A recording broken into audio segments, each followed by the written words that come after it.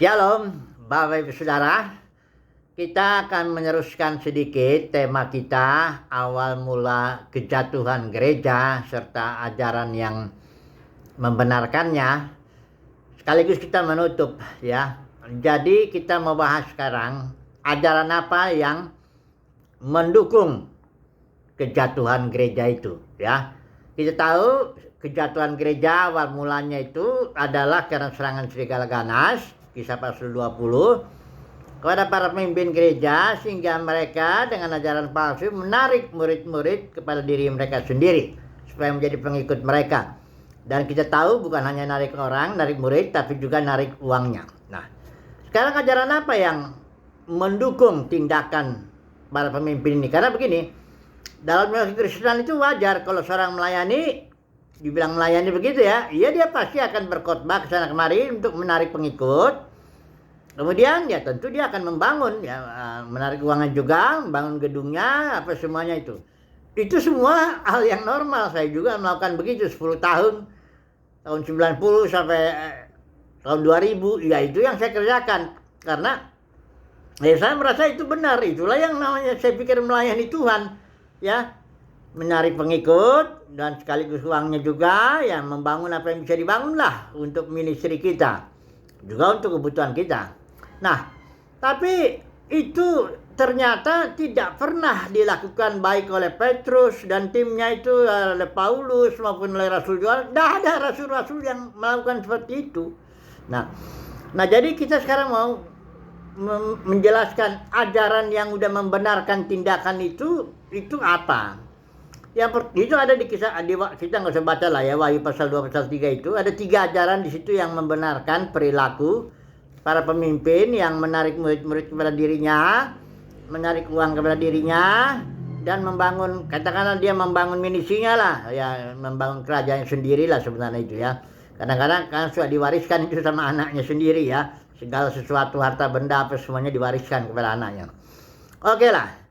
Yang pertama itu ajaran Jebel. Di Wahyu pasal 2 dan 3 ya, kita saudara bisa baca sendiri, itu ada 7 gereja ya. Rasul Yohanes mengirimkan suratnya kepada 7 gereja. Di situ dia menyebutkan satu ajaran Jebel yang memimpin umat Tuhan kepada penyembahan berhala. Jebel ini tentu banyak ya, tapi ya salah satu cirinya dia itu merampas otoritas suaminya. Dalam kasus kebun anggur Nabot, suaminya itu Raja Ahab, kita tahu kan. Dia membuat rencana, bikin surat ya, dicap dengan meterai raja, dapat semuanya. Sudah gitu dia menjalankan rencananya supaya Nabot mati, supaya kebun anggurnya untuk Raja Ahab. Nah ini tindakan Jebel ini, sekalipun dia mendukung rencana suaminya, keinginan suaminya, tapi dia itu melakukan perampasan otoritas. Nah inilah ajaran yang disinggung kita tahu salah satu kejatuhan karena serangan serigala ganas itu, para pemimpin memang sebenarnya merampas otoritas. Sebenarnya murid-murid itu seharusnya ngikut Yesus kemana saja dia pergi. Harus mengikuti anak domba kemana saja anak domba itu pergi. Harus mengikuti pimpinan Roh Kudus. Itulah dia gereja mula-mula sebagai organisme. Tapi ketika ditarik oleh para pemimpin kepada dirinya, itu saudara dia merampas otoritas Yesus atas murid-murid itu. Ya sekarang Yesus tidak bertindak ya, tapi bukan berarti nanti tidak akan bertindak. Jadi itu perampasan otoritas seperti itu dibenarkanlah oleh ajaran Jebel. Sekarang ini justru dibenarkan. Ya, para pemimpin malah diajarin caranya bagaimana supaya banyak pengikutnya, bagaimana supaya bertindak begini-begini supaya, dan sebagainya lah. Pendeknya kepemimpinan itu ya menarik murid, menarik pengikut pada diri kita sendiri. Oke.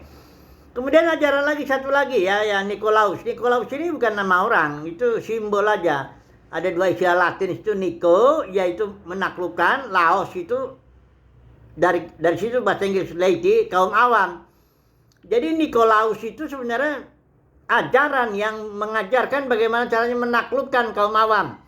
Ya dengan ajaran tudung rohani, penundukan diri ya, ajaran-ajaran model-model kepemimpinan, gimana caranya supaya orang awam tuh pengikut tuh ngikutin kita gitu. Itulah kira-kira ya ajaran ini, dan itu dibenarkan. Itu memang sudah bahkan diajarkan dalam sekolah teologi, juga diajarkan ada leadership dan sebagainya.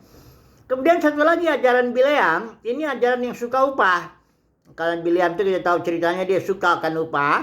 Nah itu dibenarkan juga, karena jadi pendeta itu sekarang itu kan profesi. Seperti insinyur, dokter, apa semua pengacara. Jadi kalau menjadi pendeta melayani ya dapat gaji, dapat uang apa semuanya, dan menariknya dengan cara-cara persepuluhan, janjiman, buah sulung, itu dibenarkan.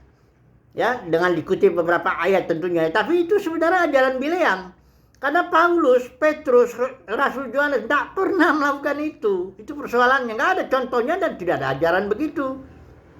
Nah, jadi 3 ajaran ini, Jebel, Bileam, Nikolaus, inilah yang sekarang ini membenarkan perilaku para pemimpin yang menarik murid kepada dirinya supaya menjadi pengikutnya dan menarik uang untuk menopang dirinya dan menopang ministrinya, membangun gedung dan sebagainya. Ya.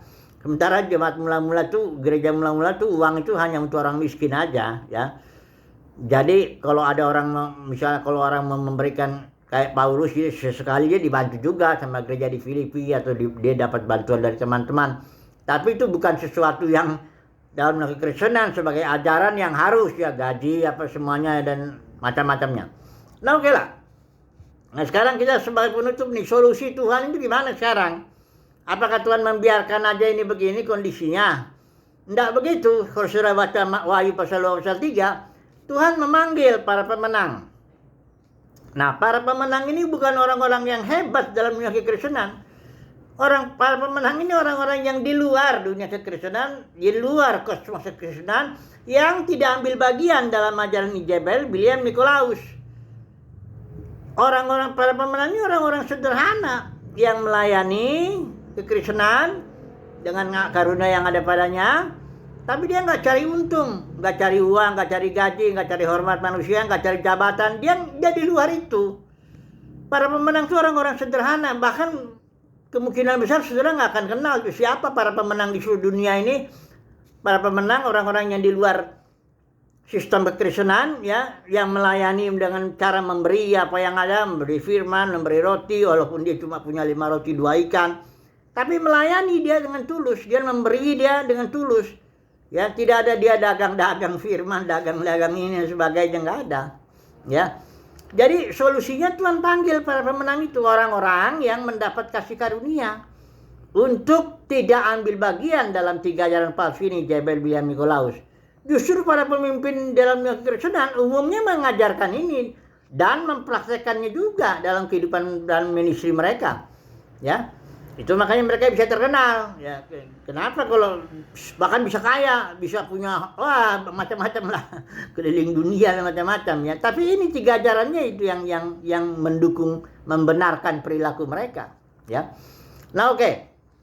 Jadi para pemenang itu kalau kita lihat pasal Wahyu pasal 17 itu dikatakan mereka bersama-sama dengan dia juga akan menang, yaitu mereka yang terpanggil. Jadi bukan hanya terpanggil dan lahir baru, tapi juga telah dipilih oleh kedaulatan Tuhan. Tuhan pilih para pemenangnya dan yang setia bertahan sampai akhir. Karena para pemenangnya orang-orang yang katakanlah terkucilkanlah dari dunia kekristenan, tidak akan disukai oleh dunia kekristenan, karena berita-beritanya akan membongkar kebusukan atau serangan serigala ganas kepada para pemimpin, ya. Oke lah, jadi ini sebagai renungan singkat saja. Semoga yang mendengarkan video ini adalah orang-orang yang mendapat kasih karunia untuk menjadi pemenang, berada di luar kosmos kekristenan, dan melayanilah dengan apa yang ada pada kita, ya. Memberikan dengan cuma-cuma. Haleluya. Amin.